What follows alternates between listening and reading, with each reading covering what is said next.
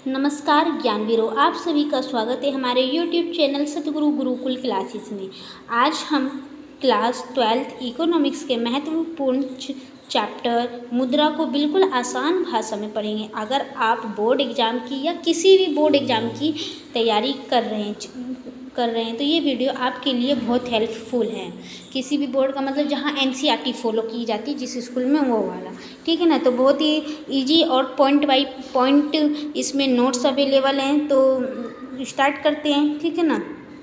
तो हमारा हम इससे पहले कुछ बताना चाहते हैं कि हम इसमें क्या क्या पढ़ेंगे। जैसे कि मुद्रा का अर्थ क्या होता है, मुद्रा का विकास यानी उसका उत्पत्ति हुआ तो कैसे हुआ, ठीक है ना। मुद्रा के रूप, मुद्रा के कितने रूप होते हैं, मुद्रा के क्या क्या कार्य होते हैं, मुद्रा की पूर्ति यानी मुद्रा जिस देश में चलती है, जैसे कहीं यूरो चलता है, कहीं डॉलर चलता है, कहीं रुपया चलता है, ठीक है ना। तो उसका पूर्ति सरकार किस तरह से करता है, इसका वर्णन हम इस चैप्टर में करने वाले हैं, ठीक है ना।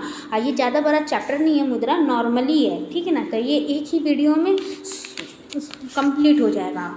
आप ज़रूर देखिए फुल वीडियो, ठीक है ना। स्टार्ट करते हैं। तो पहला हमारा पॉइंट आता है मुद्रा का अर्थ, ठीक। मुद्रा का अर्थ, मुद्रा की अवधारणा इसी के अंदर है, ठीक है ना। तो मुद्रा की उत्पत्ति विनिमय सुविधाजनक बनाने की आवश्यकता से संबंधित है। क्या बोला गया है इसमें, यहाँ तक में बताया जा रहा है कि मुद्रा की जब उत्पत्ति हो ना तो किस लिए हुई, सुविधाजनक बनाने के लिए। विनिमय का मतलब होता है वस्तु का आदान प्रदान, ये विनिमय वर्ड है ना, वस्तु का आदान प्रदान। पहले क्या होता था, वस्तु का आदान प्रदान वस्तु से किया जाता था, ठीक है ना। अब तो आजकल क्या देखते हैं, मुद्रा आ गया है, मुद्रा के आने से वस्तु का विनिमय आसान हो गया है। आपको कुछ चाहिए, पैसे दे दीजिए, मुद्रा दे दीजिए किसी को, और अपना हिसाब, आपको जिस भी वस्तु या सेवा की ज़रूरत है आप उसे परचेस कर सकते हैं, ठीक है ना। अतः मुद्रा को सामान्यतः उस वस्तु के रूप में परिभाषित किया जाता है जो विनिमय के माध्यम के रूप में सामान्य रूप से स्वीकृति। जब वस्तु का आदान प्रदान विनिमय किया जाता है ना, तो उस समय क्या है ना कि मुद्रा को ना सामान्य रूप से स्वीकृति किया गया। विनिमय के समय वस्तु का जब विनिमय होता है तो उस समय उसको स्वीकार किया जाता है, ठीक है। उदाहरण भी यहाँ पे दो अवेलेबल हैं, डोंट वरी, इसे भी हम समझ लेते हैं। देखिए भारत में क्या है, मुद्रा रुपया है, क्या है, रुपया, ये होता है ना रुपया, ठीक है, ये है। तो यहाँ पे सामान्यतः रूप से स्वीकृति किया गया है। जैसे कि भारत में रुपया चलता है तो कैसे चलता है, सरकार ने इसे स्वीकृति दे रखी है। इसी तरह डॉलर को भी डोनाल्ड ट्रंप ने, वहाँ की सरकार ने स्वीकृति दिया है कि कहीं पे यूरो चलता है, रूबल चलता है। तो वहाँ की सरकार हर देश को अपनी मुद्रा को ना वैल्यू देती है, ठीक है ना, विधिग्राही होती है, कानूनी रूप से मान्यता प्राप्त होता है, तो इसे स्वीकृति कहते हैं, ठीक है। इसी तरह ये वाला USA का भी उदाहरण है। USA का में डॉलर चलता है, क्या चलता है, USA में डॉलर चलता है। यूरो हमारा चलता है यूरोप में, कहाँ चलता है, यूरोप में, ठीक। और एक और होता है रूबल, रूबल चलता है हमारा रूस में, कहाँ चलता है, रूस में, ये वहाँ की करेंसी है, ओके, नोट कर लीजिए। क्योंकि USA में सामान्य रूप से स्वीकृति है, डॉलर क्या है, वहाँ की मुद्रा है USA की, तो वहाँ पे सामान्य रूप से स्वीकृति दिया गया है। अब मुद्रा का विकास हुआ तो किस तरह, पहले वस्तु विनिमय प्रणाली चलता था, फिर देखिए उसके बाद धात्विक मुद्रा आया, ठीक है, फिर उसके बाद कागजी मुद्रा भी देखने के लिए हमें मिलता है। कागजी मुद्रा के बाद हमें ई मुद्रा भी देखने के लिए मिलता है। तब काम करते हैं हम इसे पॉइंट बाय पॉइंट एक एक करके सबको समझ लेते हैं। मुद्रा के 4 अवस्था का इसमें वर्णन किया गया, सामान्य रूप से 4 ही अवस्थाएं अभी तक भी, ठीक है ना। तो शुरू करते हैं। देखिए अब यहाँ वस्तु विनिमय प्रणाली का वर्णन किया गया है, ठीक है। तो एक तरफ लाभ है, एक तरफ हानि है। तो लाभ में क्या है, वस्तु विनिमय प्रणाली का मतलब है वस्तु के बदले वस्तु का लेन देन करना, पहले हम बता दिए हैं, ठीक है। तो वस्तुओं तथा सेवाओं का विनिमय मूल्य स्थिर होता है। जब वस्तु तथा सेवाओं का वस्तु का लेन देन होता है तो उसमें क्या होता है कि उसका ना मूल्य स्थिर होता है। अब कोई चावल लेगा, एक को गेहूँ चाहिए, एक को चावल चाहिए, तो दोनों आपस में एक्सचेंज कर लेंगे, तो ये विनिमय हो गया। तो इसमें तो मूल्य का कोई वर्णन ही नहीं है, तो उसका मूल्य ही नहीं पता, उस समय पैसा था ही नहीं, तो मूल्य का भी इतना अंदाजा भी लगाना असंभव हुआ करता था। अब क्योंकि इसमें मुद्रा और बाजार मूल्य शामिल नहीं है ना, मुद्रा और बाजार मूल्य शामिल नहीं है, इसलिए इसको स्थिर माना गया। स्थिर क्यों माना गया? क्योंकि इसमें मुद्रा और बाजार मूल्य शामिल नहीं है। आर्थिक व्यवस्था बाजार की अनिश्चितताओं से मुक्त रहती है। आर्थिक व्यवस्था बाजार की अनिश्चितताओं, बाजार में क्या चल रहा है, मोल भाव, वो सबसे मतलब कि दूर है। ठीक है, अब इसके हमें हानि और लाभ भी देखने के लिए मिलता है, जैसे कि हम देखते हैं यहाँ पे,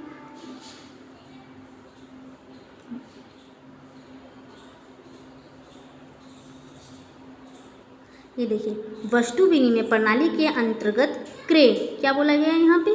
क्रय, ये रहा क्रय और विक्रय गतिविधि यहाँ एक साथ होना अनिवार्य होती है। मतलब कि क्रय विक्रय मतलब वस्तु का खरीद बिक्री, क्रय खरीदना, विक्रय बेचना होता है। ठीक है ना, विक्रय मतलब बेचना होता है, क्रय मतलब खरीदना होता है। तो इस समय जब एक दूसरे को सामान चाहिए ना, तो दो व्यक्ति को एक ही समय पे मौजूद होना चाहिए, अभी के तुरंत। जैसे कि आपको चावल चाहिए, मुझे चीनी चाहिए, तो हम एक ही समय पे एक्सचेंज करेंगे। ये बोलेंगे कल तुम मेरे से चावल ले लेना, अभी मुझे चीनी दे दो, तो ऐसे असंभव होता था, है ना। क्या पता वो लेके भाग जाए तो फिर बाद में मना कर देगा, या नट जाना मतलब कि वो कर देगा, क्या बोलते, बाद में झूठ बोल दे कि हाँ मैंने तुमसे कब सामान लिया था। ठीक है ना, इसीलिए ये उदाहरण यहाँ दिया हुआ है। देखिए, यदि आप वस्तु X चाहते हैं तो उसी समय वस्तु Y खरीदने के लिए भी तैयार रहना पड़ेगा। यह वस्तु मैंने तो आपको चीनी और चावल के द्वारा करके समझा दिए ना। विनिमय केवल जीवन की आवश्यकताओं तक ही सीमित था। एक प्राचीन अर्थव्यवस्था, ये विनिमय का माध्यम ना अपनी दैनिक आवश्यकताओं के लिए तक ही सीमित था। जैसे फ्यूचर में यूज करना, कभी बाढ़ आ जाए तो उस समय तक सामान को इकट्ठा करके कलेक्ट करके रखना असंभव हुआ करता था। इसमें तो ये कमी हमें देखने को मिल गया। ठीक है, अब हम यहाँ पे देखते हैं धात्विक मुद्रा। कौन सी मुद्रा? धात्विक मुद्रा। देखिए, जिनके पास हिस्ट्री पढ़ा है या पता भी होगा थोड़ा बहुत तो नॉलेज की, अकबर के टाइम पे क्या चलता था? चांदी का सिक्का चलता था, चांदी का सिक्का प्रचलित था, सोने का सिक्का गुप्त काल में प्रचलित हुआ करता था। ठीक है ना, सबसे ज़्यादा तो उसी समय का वर्णन है। ठीक है, तो देखिए ये वाला क्या है, इधर लाभ है, क्या इधर लाभ का वर्णन है, इधर हानि है।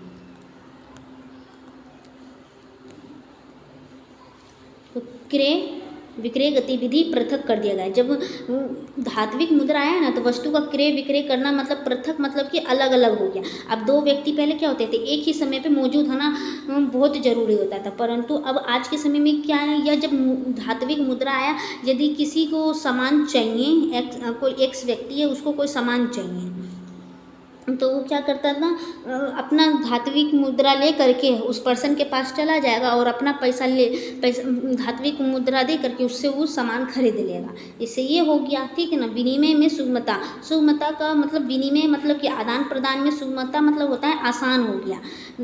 पहले क्या होता था, एक ही समय पे दो व्यक्ति को होना बहुत कठिन होता था। इमेजिन करके देखिए आप, बहुत जब आपको समय का इंतज़ार करना, क्या पता जैसे कि आपको जिस चीज़ की ज़रूरत है, संतुष्टि चाहिए जिसके लिए, जिस चीज़ से, तो उस समय वो व्यक्ति भी मिल जाना बहुत असंभव हुआ करता था, है ना।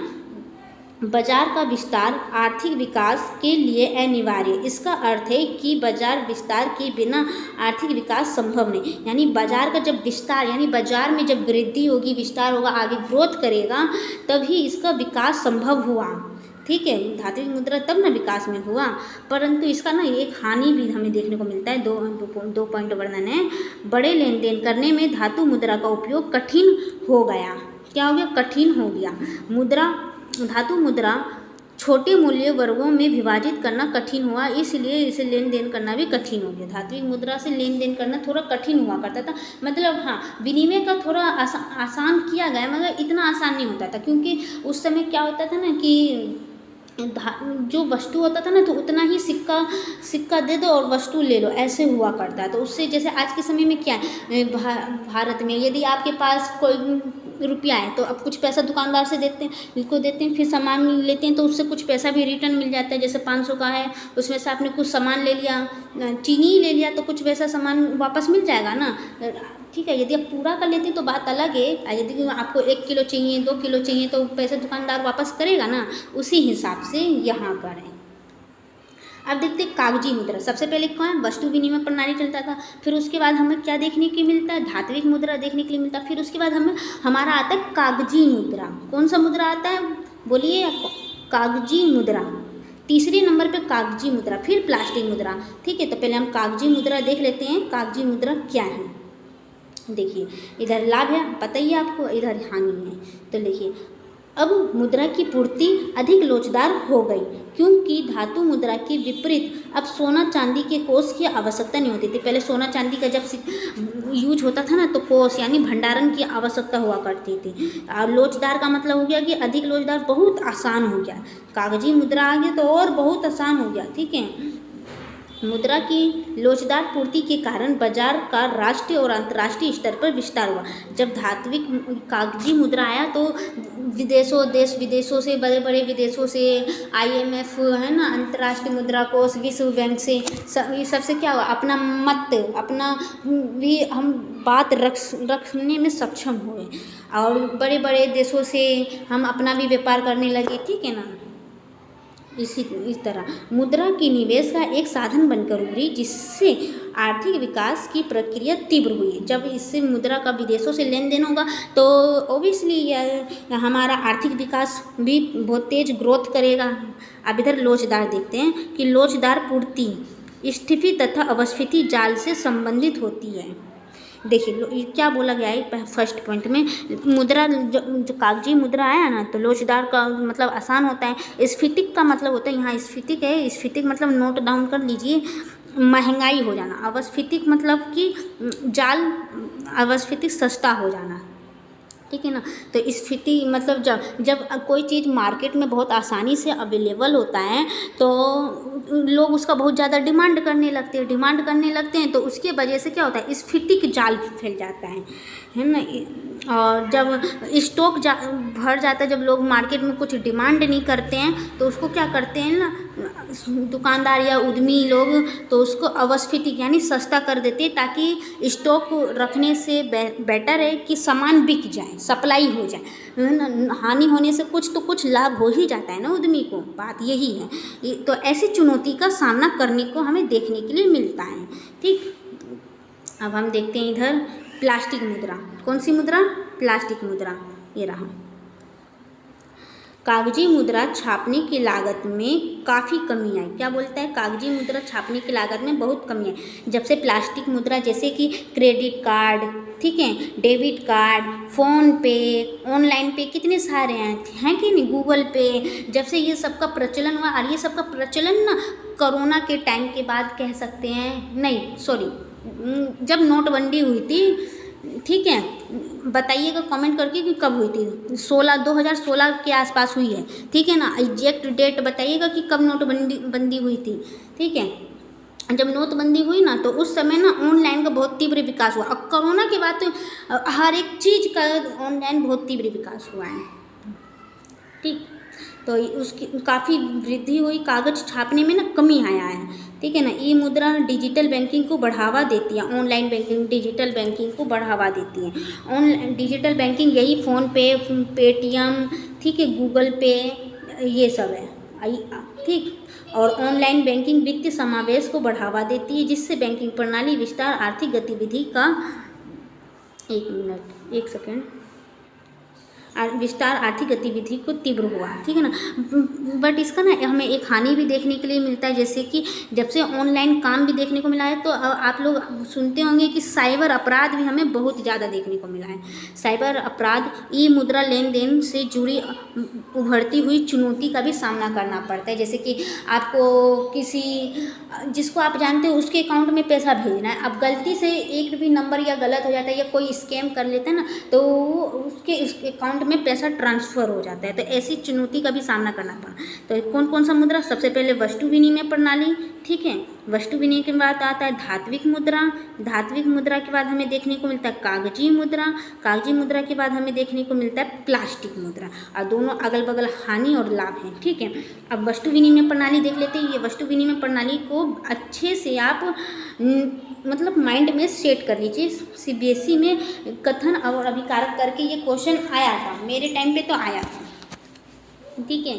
तो देखिए, वस्तु विनिमय प्रणाली उस प्रणाली को कहते हैं जिसमें वस्तु का विनिमय वस्तु से किया जाता है, अर्थात वस्तु के बदले वस्तु ही लेन देन होता है। इसका अर्थ है आवश्यकताओं का दोहरा संयोग, ठीक है। क्या बोलते हैं इसको? आवश्यकताओं का दोहरा संयोग भी बोलते हैं। और उस अभिकथन अभिकारक में सीबीएसई के द्वारा पूछा गया है इसमें। मतलब विनिमय का हम पहले ही आपको बता दिए थे ऊपर में, वस्तु के बदला वस्तु। हम आपको वस्तु देंगे कुछ, आप भी हमें वस्तु दीजिएगा, तो इसी को विनिमय का माध्यम कहा जाता है, ठीक है। अब देखते हैं वस्तु विनिमय प्रणाली की कमियां भी और लाभ भी है। क्या है?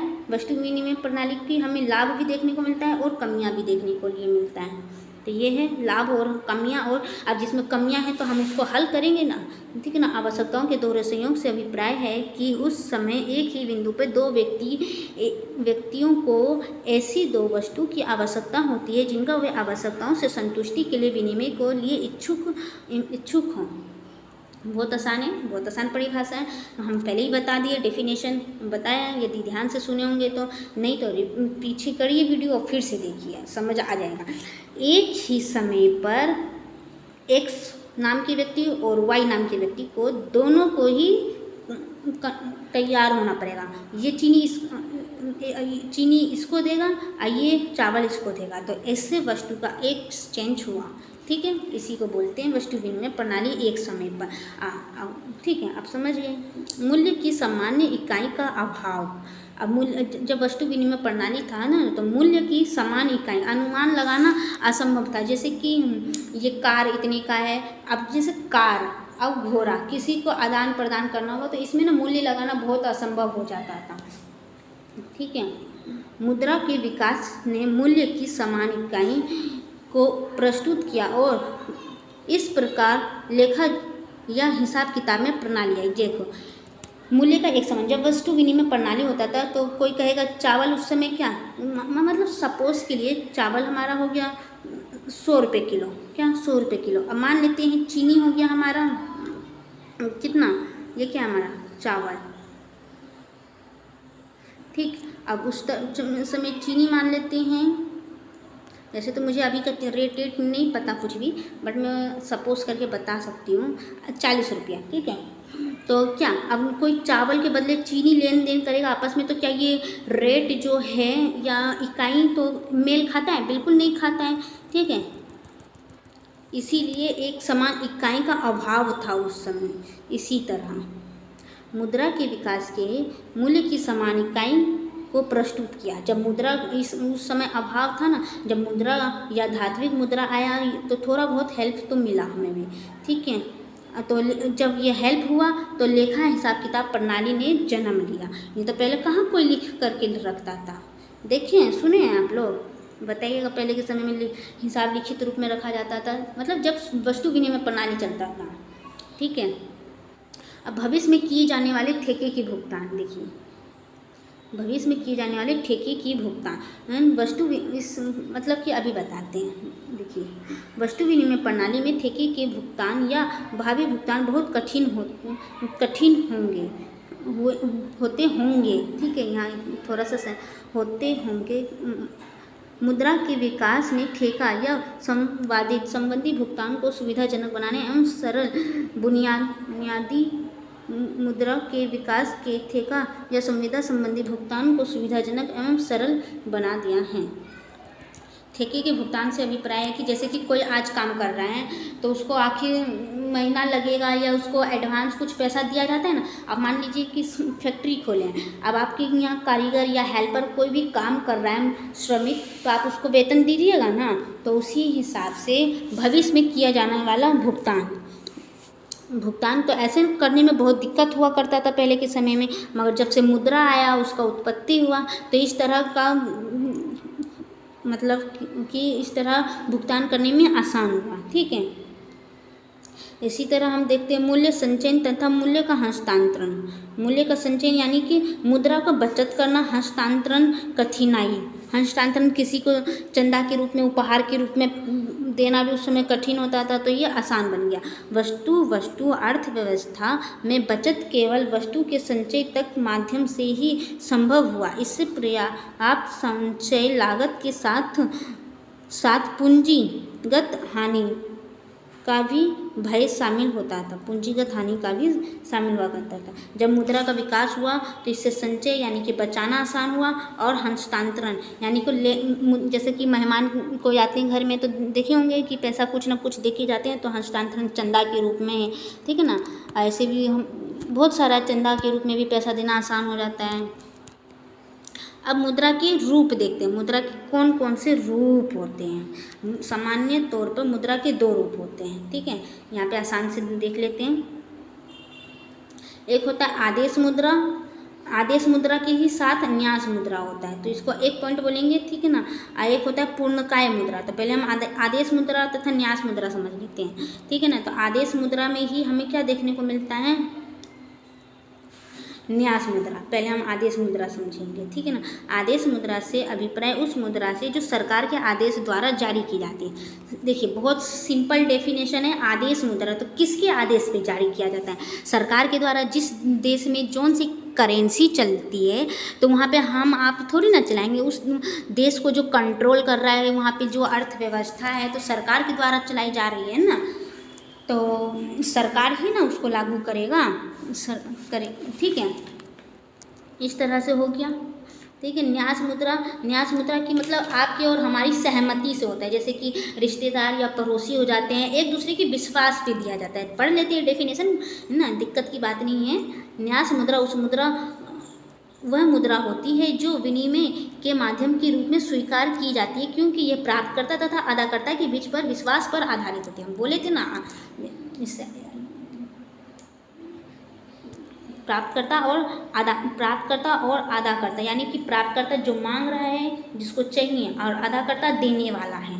अदाकर्ता देने वाला, प्राप्तकर्ता जो प्राप्त कर रहा है उसको, मतलब एक दूसरे के विश्वास पर होता है। इसका कोई प्रूफ या लिखित दस्तावेज शामिल नहीं होता है, ठीक है। तो इस पे ये एक दूसरे विश्वास पे ही मुद्रा को देते हैं। जैसे कि पड़ोसी हो गया, चाचा ताऊ हो गया, लौटा देते हैं ना पैसा कुछ समय के लिए, अपने बिजनेस के लिए, इन्वेस्टमेंट करने के लिए ले लेते हैं, ठीक है। अब हम देखते हैं पूर्णकाय मुद्रा। पूर्णकाय मुद्रा हमारा क्या क्या होता है। पूर्णकाय मुद्रा के भी हमारे 2 पॉइंट होते हैं, ठीक है ना। पूर्णकाय मुद्रा से अभिप्राय उस मुद्रा से है जो सिक्कों के रूप में होती है। जब मुद्रा जारी की जाती है तो इसका वस्तु मूल्य मौद्रिक मूल्य के बराबर होता है। वस्तु मूल्य, यहाँ समझिए, इसका वस्तु मूल्य मौद्रिक मूल्य के बराबर होता है। वस्तु मूल्य यानी कि देखिए कोई वस्तु है, एक्स वस्तु है, ठीक है। अब मौद्रिक मूल्य मतलब कि सिक्का, जो कि एक सिक्का है, मान लेते हैं, क्या माने, मतलब कि दोनों का मूल्य ना एक बराबर होता था। क्या होता था, एक बराबर होता था। यानी कि आप कुछ एक वस्तु को परचेस कर रहे हैं, आप उसको एक सिक्का दे दीजिएगा ना, तो दुकानदार आपको पैसा नहीं वापस करेगा। इसका मतलब यही हुआ, ठीक है। अब साख मुद्रा से अभिप्राय उस मुद्रा से है जिसका मौद्रिक मूल्य वस्तु मूल्य से अधिक होता है। आज के समय में क्या है, कोई वस्तु है, या मान लीजिए आप एक आटे का कट्टा लेने के लिए, आटा का कट्टा मतलब नहीं, अच्छा सा एग्जाम्पल, यानी कि कोई रजिस्टर लेने जा रहे हैं, आप उसे 100 का नोट दीजिएगा, है ना, या बड़ा नोट दीजिएगा, तो दुकानदार आपको वापस करेगा। तो उसी से देखिए 60 रुपये का रजिस्टर हो गया, 40 रुपये दुकानदार आपको वापस कर देगा। एग्जाम्पल के लिए समझा रहे हैं, ठीक है। तो कोई वस्तु है, तो आज के समय में क्या, तो वस्तु से अधिक मूल्य किसका होता है, मौद्रिक मूल्य, ठीक है। अब इसी तरह मुद्रा के कार्य देख लेते हैं। मुद्रा के कितने कार्य होते हैं, ये पॉइंट है हमारा मुद्रा के कार्य, ठीक है ना। ये रहा, मुद्रा के कार्य को 2 वर्ग में रखा जाता है। जैसे कि प्राथमिक मुख्य कार्य, क्या है, प्राथमिक कार्य मुख्य कार्य हमें देखने के लिए मिलते हैं, ठीक है। विनिमय का माध्यम, वस्तु तथा सेवाओं के क्रय तथा विक्रय में मुद्रा एक माध्यम का कार्य करती है। ना वस्तु का क्रय विक्रय करने में आसान हो गया है। किसके वजह से? विनिमय के माध्यम के वजह से। इसमें विनिमय मुद्रा का बहुत रोल है। ठीक है, आप किसी को वस्तु क्रय विक्रय कर रहे हैं, खरीद बिक्री कर रहे हैं, तो मुद्रा के द्वारा आसानी से कर लेते हैं। क्या तो क्या मुद्रा का कार्य हुआ। ठीक है ना। मूल्य, अब देखिए सेकंड पॉइंट क्या बोलता है, मूल्य का मापदंड अथवा मूल्य की इकाई, मूल्य का मापदंड अथवा मूल्य की इकाई के रूप में मापा जाता है। ठीक है ना। मुद्रा का मापदंड करती है, मुद्रा मूल्य का मापदंड करती है। अन्य शब्द में यह लेखे की इकाई यानी यूनिट ऑफ अकाउंट का माप करती है। लेखे की इकाई से अभिप्राय यह है कि प्रत्येक वस्तु तथा सेवाओं का मूल्य मुद्रा के रूप में मापा जाता है। ठीक है, आज के समय में क्या, कोई वस्तु चाहिए, चावल चाहिए, चीनी चाहिए, सब्जी चाहिए, फल चाहिए, दूध चाहिए, कॉपी रजिस्टर चाहिए, तो क्या है आजकल किस में मापा जाता है? रुपया में। भारत के अंदर रुपया में मापा जाता है। ठीक है, किस में मापा जाता है? रुपया के रूप में। रुपया एक यूनिट के रूप में मापा जाता है। ठीक, अब हमारा सेकंड वाला इसमें कार्य देखने के लिए मिलेगा। देखिए गुण, पहला कौन सा था? प्राथमिक मुख्य कार्य। ठीक है, और उसके अंदर कौन सा आया था हमारा? मूल्य का मापदंड अथवा मूल्य की इकाई। और पहला कौन सा था? प्राथमिक और मुख्य कार्य। अब हम देखते हैं गौण और सहायक कार्य। कौन से? गौण और सहायक। स्थगित भुगतान, मान लीजिए भुगतान, स्थगित भुगतान वह होते हैं जिनका भुगतान तत्काल ना करके भविष्य में किसी भी समय किया जा सकता है। ये इसका उदाहरण वही मजदूर वाला भी बहुत अच्छा है। ठीक है, देखिए भविष्य में किया जाता है, जैसे कि आप किसी से उधार लेते हैं या आपका फैक्ट्री है। ठीक है, आपके अंदर कोई कितने मतलब मेंबर काम कर रहे हैं, श्रमिक लोग, तो उसको ना भविष्य में यानी मंथली लगता है या एडवांस के तौर में थोड़ा बहुत दिया जाता है। जब महीना लग जाता है तो उसको पूरी सैलरी पे की जाती है ना, बस तो उसी हिसाब से, तो उसी को कहते हैं स्थगित भुगतान, भविष्य में किया जाने वाला भुगतान। अब हमारा एक पॉइंट और है मूल्य का संचय, यानी कि मूल्य को इकट्ठा करना। देखिए आप लोग अर्निंग करते हैं पैसा, या आपके पेरेंट्स अर्निंग करते हैं पैसा, तो क्या करते हैं? मूल्य को बचा के रखते हैं ना फ्यूचर के लिए, ताकि ये काम आएगा। बस उसी तरह से ये भी है। ठीक है, तो मूल्य को इकट्ठा करना आसान हो गया। मूल्य वस्तु विनिमय प्रणाली में क्या था? बहुत कठिन हुआ करता था, उसमें दैनिक दिनचर्या में ही बस यूजफुल हुआ करता था, वो भविष्य के लिए यूजफुल नहीं था। अब हमारा थर्ड पॉइंट है मूल्य का हस्तांतरण। मुद्रा मूल्य धन के हस्तांतरण के एक सुविधाजनक साधन के रूप में कार्य करती है। मुद्रा मूल्य को विश्वास के किसी भी भाग में आसानी से स्थानांतरित किया जा सकता है या स्थानांतरित किया जा सकता है। बहुत आसान है। मूल्य का हस्तांतरण किसी को लेन देन करने में, धन है ना, चंदा के रूप में लेन देन करने में, इस तरह से। अब हमारा ये छोटा सा बहुत छोटा चैप्टर है। ठीक है, अब हम देखते हैं मुद्रा की पूर्ति। मुद्रा की पूर्ति की अवधारणा।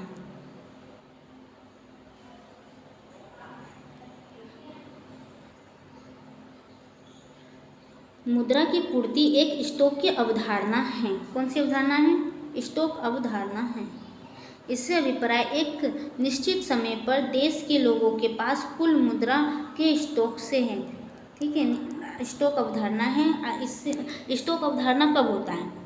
यदि क्वेश्चन बन जाए कि स्टॉक अवधारणा कब होता है, अभिप्राय निश्चित समय पर देश में लोगों के पास कुल मुद्रा के स्टॉक से, एक ही समय पर लोगों के पास बहुत सारा धन इकट्ठा होगा। ठीक है, तो उसको स्टॉक की अवधारणा कहेंगे। ये ध्यान देना आवश्यक है कि मुद्रा की पूर्ति में ना तो सरकार के पास मुद्रा के स्टॉक और ना देश के समस्त बैंकिंग व्यवस्था के पास मुद्रा के स्टॉक सम्मानित किया जाता है। मुद्रा की पूर्ति, इसमें सबसे इम्पोर्टेंट क्या है अभी हम बताएंगे इस टॉपिक में। मुद्रा पूर्ति वाले के अंदर देखते रहिए आप। मुद्रा के माप। मुद्रा के पूर्ति करने वालों के पास रखे मुद्रा के स्टॉक को देश में मुद्रा पूर्ति का एक भाग भी नहीं माना जाता। माना होगा, यहाँ पे क्या होगा? माना होगा। तथा देश की सरकार तथा बैंकिंग व्यवस्था वास्तव में मुद्रा पूर्ति की पूर्ति करने वाले होते हैं। भारत में मुद्रा पूर्ति के 4 वैकल्पिक उपयोग हैं, है ना, M1, M2, M3 और M4। यहाँ M4 आएगा, यहाँ M3 आएगा। ठीक है, हमने इसका भी वर्णन करे हैं, इसी नोट्स में आपको देखने के लिए मिलेगा। ये कटता क्यों नहीं है, देखिए। और M1 है तो CBSE बोर्ड में इसका एग्ज़ाम आया था। ठीक है, ये फॉर्मूला को अच्छा से याद कर लीजिएगा। ठीक है, MCQ में पूछा गया क्वेश्चन है ये। तो MIMP, ठीक, ये वाला टॉपिक। तो पहले देखिए, जनता के पास करेंसी, तो इसको C से डिनोट करते हैं। मांग जमा यानी डिमांड डिपॉजिट, ठीक है ना। रिजर्व बैंक के पास अन्य जमा यानी अदर डिपॉजिट। ठीक। M1 संविदा मुद्रा, 16 मुद्रा जो तुरंत भुगतान के लिए उपलब्ध हैं, ये मिस्टेक है। ठीक।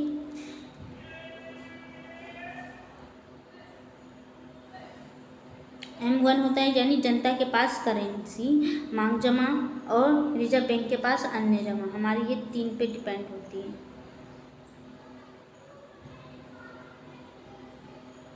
यही M1 संविदा मुद्रा के तुरंत भुगतान के लिए उपलब्ध हों। इससे अभिप्राय जनता के पास करेंसी से हैं। ठीक है, किससे? C से अभिप्राय है कि जनता के पास करेंसी से है, कागजी नोट सम्मिलित होते हैं। करेंसी से हैं सिक्के तथा कागजी नोट सम्मिलित होते हैं। डिमांड डिपॉजिट अब हम देख लेते हैं। इससे अभिप्राय जनता की मांग जमा से है, जो वाणिज्यिक बैंक में जमा होती है। इन जमाओं को मांगने पर चेकों द्वारा या तो निकलवाया जाता है या किसी को हस्तांतरित किया जाता है। डिमांड डिपॉजिट के अंतर्गत क्या आता है? जनता की मांग होती है, अभिप्राय है, वाणिज्यिक बैंकों में जमा होती है ना। वाणिज्यिक बैंक कौन से होते हैं? जो हमारे आसपास छोटे छोटे बैंक होते हैं, जैसे कि पंजाब नेशनल, स्टेट बैंक, ठीक है, IFS, ठीक है, ICI। कम से कम आप 5 बैंकों के नाम जो आपके आसपास या आप जिस भी बैंक का नाम जानते हैं उसको कमेंट करके ज़रूर बताइएगा, मुझे भी तो पता चले इकोनॉमिक्स वाले बच्चों को कितना बैंकों के बारे में जानकारी है। ठीक है, अब अदर डिपॉजिट देखते हैं। ये अन्य जमाएं होती हैं, इसमें निम्नलिखित शामिल होते हैं। क्या क्या शामिल होते हैं? RBI यानी कि राष्ट्रीय bank of India, reserve bank of India. RBI का मतलब होता है रिजर्व बैंक ऑफ इंडिया। आप देखिएगा, आपके पास जो भी नोट है अभी देखिए खोल के, उसमें क्या लिखा होता है? रिजर्व बैंक ऑफ इंडिया, जो कि भारत की सबसे बड़ी करेंसी बैंक है।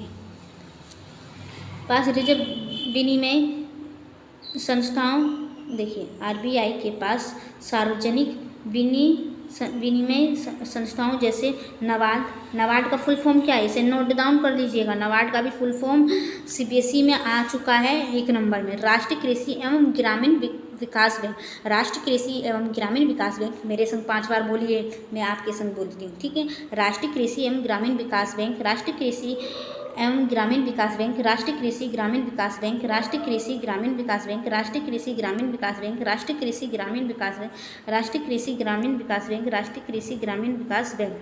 याद हो गया? उम्मीद है नहीं भी याद होगा तो याद कर लीजिएगा। नबार्ड का मतलब राष्ट्रीय कृषि एवं ग्रामीण विकास बैंक होता है। ठीक है ना। RBI के पास विदेशी केंद्रीय बैंकों तथा विदेशी सरकार की मांग जमा, अंतर्राष्ट्रीय वित्तीय संस्था जैसे IMF तथा विश्व बैंक की मांग की जाती है।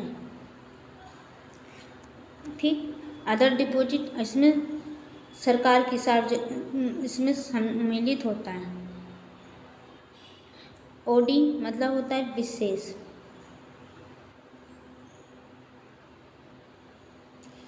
OD में निम्नलिखित शामिल नहीं किए जाते हैं ना। देश की सरकार की RBI के पास, देश की बैंकिंग व्यवस्था प्रणाली के पास।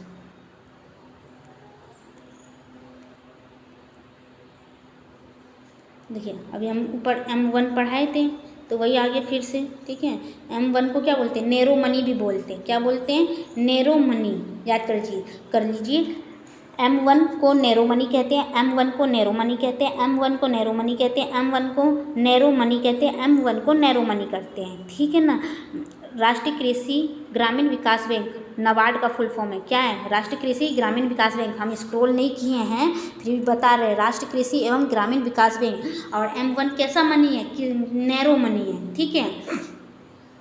और M3 को बोर्ड मनी कहते हैं, ब्रॉड मनी, ठीक है। डिमांड डिपॉजिट कभी भी निकाला जा सकता है ना, मतलब कि ये वाणिज्यिक बैंक में होता है तो इसको कभी भी निकाला जा सकता है। टाइम डिपॉजिट निश्चित समय अवधि, जैसे कि FD कराते हैं तो वो 1 साल के लिए फिक्स हो जाता है, 1 साल 2 साल 5 साल कुछ ही समय, 6 महीना 8 महीना के लिए क्या है बैंक में ये फिक्स हो गया। समय से पहले आप निकालिएगा तो आपकी पेनल्टी लग जाती है ऐसे में, ठीक। अब यहाँ पे मुद्रा के कई सारे रूप दिए हुए हैं, मैं लिखने में असमर्थ हूँ। देखिए M2 प्लस M1 M2, देखिए जैसे कि हम बताए थे ना आपको उनको क्या करना है, M1 and M3 most IMP point, ठीक है, मोस्ट IMP पॉइंट है तो इसको समझ लीजिए। M2 और M1 दाग खानों के, एक मिनट, मुझे ना ये क्या है ना कि यहाँ ना लिखने में दिक्कत आ रहा है। देखिए हम ऐसे बताने की कोशिश कर रहे हैं, M1 दाग खानों के बचतों के खातों में जमा है, ठीक। M3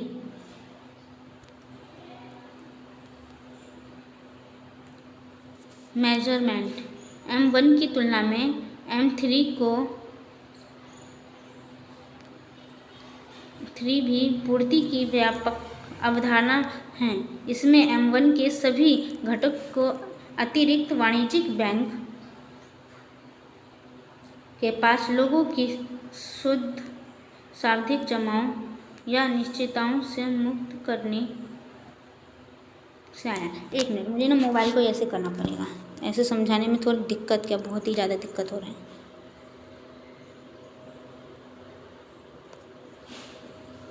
अब होगा ये जी।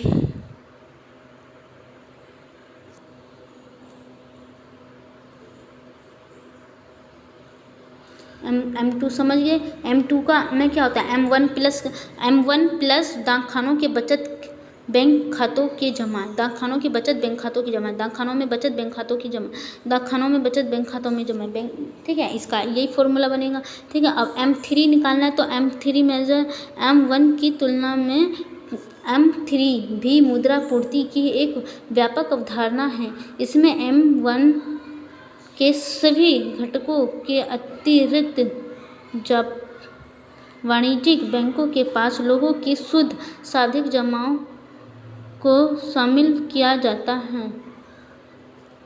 अतः M3 का फॉर्मूला ये होता है, ठीक है। M3 बराबर M1 वाणिज्यिक बैंकों की शुद्ध शाब्दिक जमा, वाणिज्यिक बैंकों की शुद्ध शाब्दिक जमा, वाणिज्यिक बैंकों की शुद्ध शाब्दिक जमा, ठीक है। राष्ट्रीय कृषि ग्रामीण विकास बैंक हमारा नाबार्ड का फुल फॉर्म है। राष्ट्रीय कृषि ग्रामीण विकास बैंक हमारा नाबार्ड का फुल फॉर्म है। राष्ट्रीय कृषि ग्रामीण विकास बैंक हमारा नाबार्ड का फुल फॉर्म है।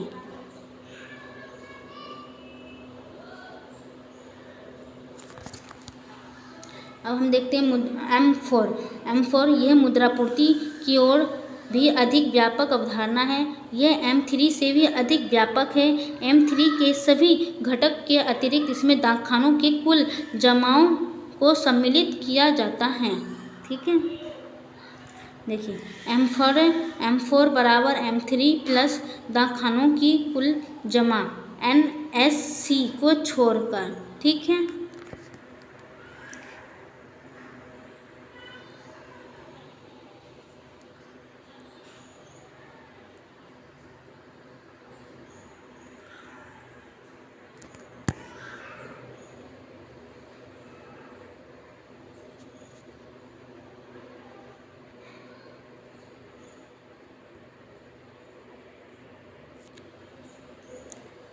देश की कुल मौद्रिक साधन, यदि देश की कुल मुद्रा पूर्ति को M3 माप द्वारा मापा जाता है तो हमें देश के कुल मौद्रिक साधन प्राप्त होते हैं।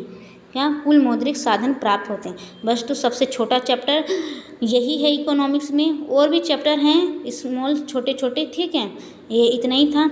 और नोट्स चाहिए ये वाले, तो इसके लिए आप टेलीग्राम को ज्वाइनिंग कर लीजिए। टेलीग्राम पे भी जो यूट्यूब पे लोगो लगा हुआ है ना, वही लोगो टेलीग्राम पे भी लगा है। वीडियो अच्छा लगा है तो प्लीज़ वीडियो को लाइक कर दीजिए, ठीक है। वीडियो को लाइक, शेयर एंड कमेंट करके बताइए कि आपको वीडियो कैसा लगा, इजी लगा कि नहीं लगा। क्योंकि हिंदी वर्जन ना यूट्यूब पे बहुत कम अवेलेबल भी है, तो वो क्या है ना कि आधा आधा बना करके वीडियो को छोड़ दिया गया है। इसीलिए ना हम बनाना तो आप लोगों को सपोर्ट चाहिए। वीडियो को लाइक सब्सक्राइब करिए, आपको हेल्प लगता है, आपको पसंद आते हो वैसे, ठीक है। तो आप अपने फ्रेंड्स को बताइए, ठीक है ना। और इस सतगुरु गुरुकुल क्लासेस के नाम से हमारा इंस्टाग्राम चैनल है, वहाँ पे आपको नोट्स प्रोवाइड कर दिए जाएंगे, तो प्लीज़ जाके सब्सक्राइब भी कर दीजिए। और इसके अतिरिक्त आपको 12th क्लास के लिए पॉलिटिकल और हिस्ट्री भी पढ़ाया जाएगा इस चैनल पे, ठीक है। Thank you. और मुझे क्या इसमें मतलब कि कुछ सुधार करना चाहिए तो कमेंट में आप बता दीजिएगा, ठीक है। Thank you.